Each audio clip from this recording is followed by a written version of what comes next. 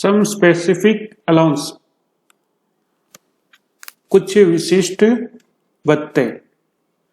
एक नियोक्ता द्वारा अपने कर्मचारी को अनेक प्रकार के भत्ते अलाउंसेस दिए जाते हैं। आयकर के दृष्टिकोण से इन भत्तों को 3 श्रेणियों में विभाजित किया गया है। पहली श्रेणी अलाउंस विच आर टैक्सेबल, वे भत्ते जो कर योग्य है। और सेकंड, वे भत्ते जो कर मुक्त, अलाउंस विच आर एग्जेम्प्टेड।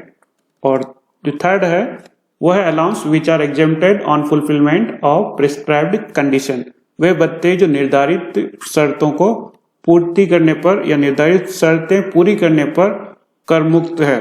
तो अपन देखते हैं सबसे पहले अलाउंस विच आर टैक्सेबल, वह भत्ते जो टैक्सेबल है, कर योग्य है। नियोक्ता अपने कर्मचारियों को अनेक प्रकार के भत्ते देता है। ये सभी भत्ते कर्मचारियों के लिए कर योग्य होते हैं। ऐसे कर योग्य भत्तों के जो एग्जाम्पल है वो मैं बोल देता हूँ। महंगाई भत्ता जिसे हम बोलते हैं DA, इसके बाद है नगर क्षतिपूरक भत्ता सिटी कंपनसेटरी अलाउंस, स्थायी चिकित्सा भत्ता फिक्स्ड मेडिकल अलाउंस, प्रतिनियुक्ति या डेपोटेशन भत्ता या डेपोटेशन अलाउंस, नौकर रखने के लिए भत्ता सर्वेंट अलाउंस, वार्डन के रूप में भत्ता वार्डनशिप अलाउंस, प्रोक्टर के रूप में भत्ता proctorship allowance, project allowance, tiffin allowance, overtime allowance, ग्रामीण भत्ता रूरल अलाउंस, अंतरिम भत्ता इंटरिम रिलीफ या अंतरिम राहत, प्रैक्टिस न करने का भत्ता non practising allowance, guard allowance, lunch और dinner allowance, telephone allowance, family allowance, पारिवारिक भत्ता और ट्रांसपोर्ट अलाउंस, यात्रा भत्ता, परिवहन भत्ता। अन्य भत्ते जो कर मुक्त घोषित नहीं किए गए हैं उन्हें भी कर योग्य माना जाएगा और उसके अंदर इंक्लूड टैक्सेबल के अंदर इनको इंक्लूड करेंगे। ठीक है, तो ये जो भत्ते वो टैक्सेबल है जिनको टैक्स के रूप में अपनी टोटल सैलरी के अंदर ग्रॉस सैलरी में इंक्लूड किया जाएगा। सेकंड कैटेगरी में वे भत्ते हैं जो एग्जेम्प्टेड है। एग्जेम्प्टेड भत्ते, इसमें जो पहला भत्ता है वह भारत सरकार के कर्मचारियों को भारत के बाहर दिए गए भत्ते या विदेश भत्ता, धारा 10 से 7।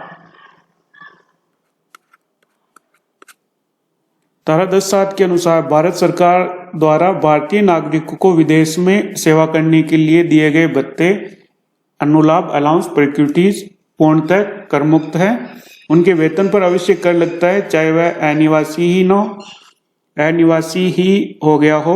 विदेशी नागरिकों तथा गैर सरकारी कर्मचारियों के लिए ये भत्ते कर मुक्त नहीं हैं। तो कहने का मतलब ये है कि भारत सरकार की नौकरी करते समय या विदेश सेवा में भारत के बाहर जाने पर, भारत के बाहर सर्विस बाहर हो रही है लेकिन जो भुगतान हो रहा है वो भारत सरकार द्वारा हो रहा है, और भारत सरकार जो भुगतान किया जाता है उसमें जो अलाउंस या भत्ते दिए जाते हैं उस पर टैक्स नहीं लगेगा। भारत के बाहर भारत सरकार द्वारा दिए गए अलाउंस पूर्णतः एग्जेम्प्टेड होंगे।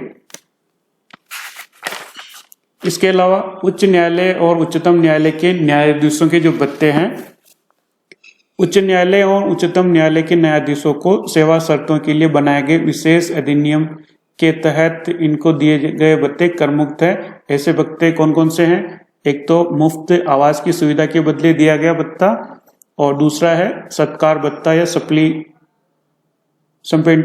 अलाउंस।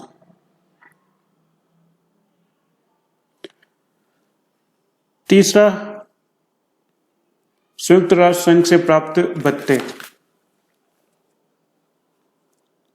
संयुक्त राष्ट्र संघ के कर्मचारियों को संयुक्त राष्ट्र संघ से प्राप्त भत्ते कर मुक्त होते हैं। सार्क के सदस्यों या सदस्य देशों में प्राप्त भत्ते।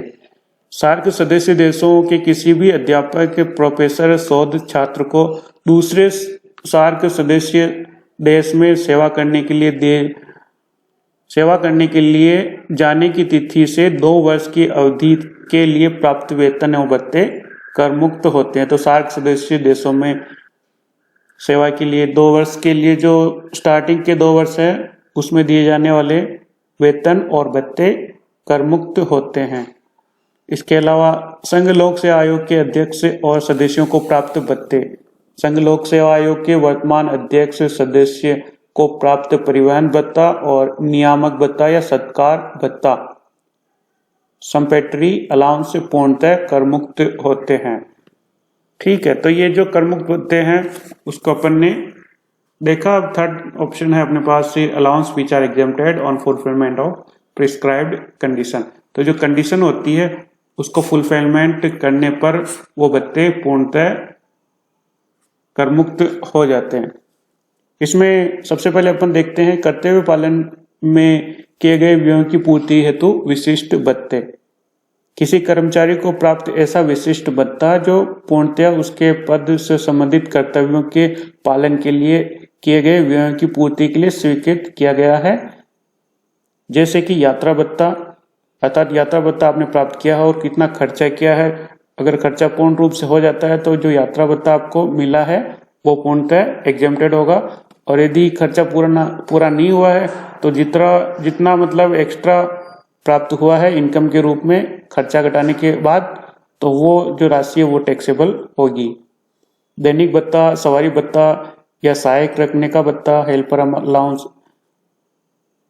ये सभी भत्ते कंडीशंस पूरी होने पर एग्जेम्प्टेड हो जाएंगे।